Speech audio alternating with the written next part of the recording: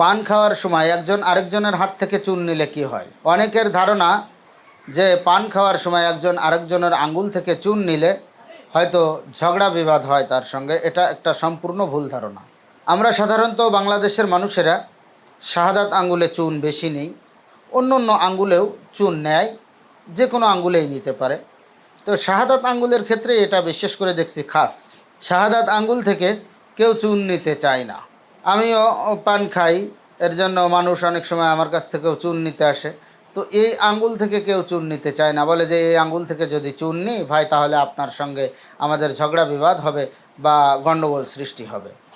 তো এই কুসংস্কার, এই কুধারণা, এই ভুল ধারণার থেকে আমাদের বেঁচে থাকা। যে চুন কোথায়? শাহাদাত আঙ্গুলে। হয়তো এমনও হতে পারে যে এই চুন নেওয়া দেওয়ার পরে আর জীবনে কোনো দিন তার সঙ্গে দেখা হবে না। এই চুন নেওয়া দেওয়ার পর আর জীবনে কোনো দিন তার সঙ্গে সাক্ষাৎ হবে না, বা এই চুন নেওয়া দেওয়ার পর আর হয়তো দুইজনের একজন কোনো দিন বেঁচেও থাকবে না। তো বেঁচে না থাকলে সাক্ষাৎ হওয়ার কোনো সম্ভাবনা নেই, তাহলে কিন্তু গণ্ডগোলেরও কোনো সম্ভাবনা নেই। অথচ মানুষের ধারণা যে এই চুন নেওয়া দেওয়ার ক্ষেত্রে যদি এরকম চুন নেওয়া দেওয়া করে শাহাদাত আঙ্গুলে, তাহলে হয়তো গণ্ডগোলের সৃষ্টি হবে। এটা একবারে ভুল ধারণা এবং একটি কুসংস্কার এবং একটি জাহালাত। ইসলামে কোনো সংস্কৃতি নেই। জেনারেল শিক্ষিত ভাইরা বলে থাকেন যে ইসলামে কোনো সংস্কৃতি নেই। ইসলামে আকিদাগত বিষয় আছে, বিধিবিধানগত বিষয়াদি আছে, বিভিন্ন বিষয়, অন্য অন্য বিষয়, অনেক বিষয় আছে, কিন্তু তাহজিব, সংস্কৃতি, এটা বলতে মনে হয় ইসলামে কিছু নেই। এই শিক্ষিত ভাইদের যে এটা ধারণা, এটা একবারে সম্পূর্ণ ভুল।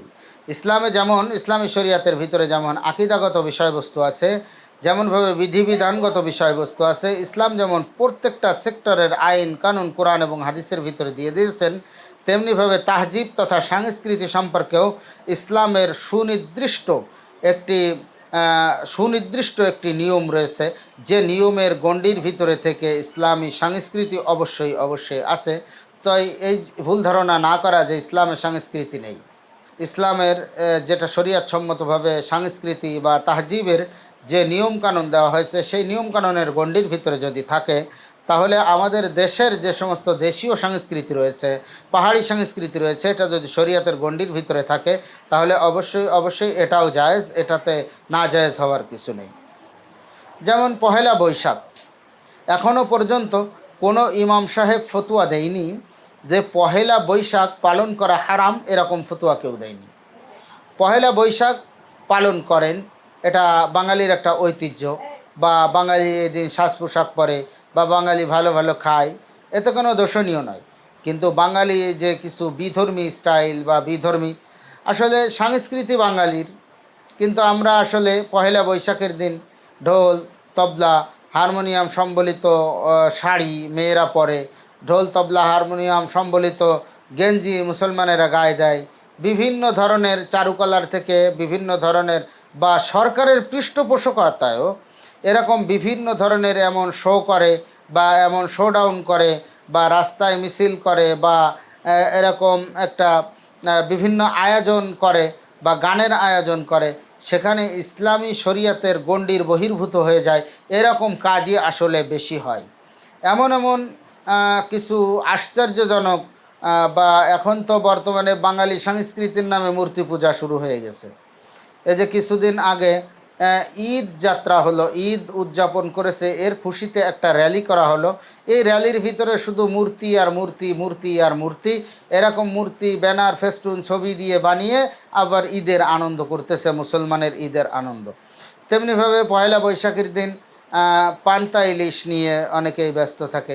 এমনি সারা বছর বাঙালি হিসেবে পরিচয় দিতে লজ্জা লাগে। বাংলা মাসগুলো কখন যায়, বৈশাখ, জ্যৈষ্ঠ, আষাঢ়, শ্রাবণ, এই কোন সময় যায়, বাংলা 12 মাসের নামও ঠিক মতন জানে না, কিন্তু ইংরেজি নামগুলো খুব সুন্দরভাবে জানে। আবার পহেলা বৈশাখ কবে পালন করবে এটাও ঠিক মতন জানে না, ইংরেজি তারিখ অনুযায়ী পহেলা বৈশাখ পালন করে। আবার ইংরেজি তারিখ অনুযায়ী আমাদের বিজয় দিবস, স্বাধীনতা দিবস ইংরেজি তারিখ অনুযায়ী পালন করে।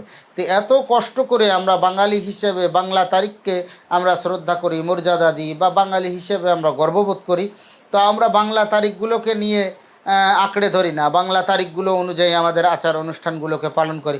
কিন্তু আমরা বাঙালি হিসেবে দাবি করলেও, বাঙালি বলে দাবি করলেও আমাদের বাঙালিয়ানা কোনো সজ্জা আমাদের দেখা যায় না।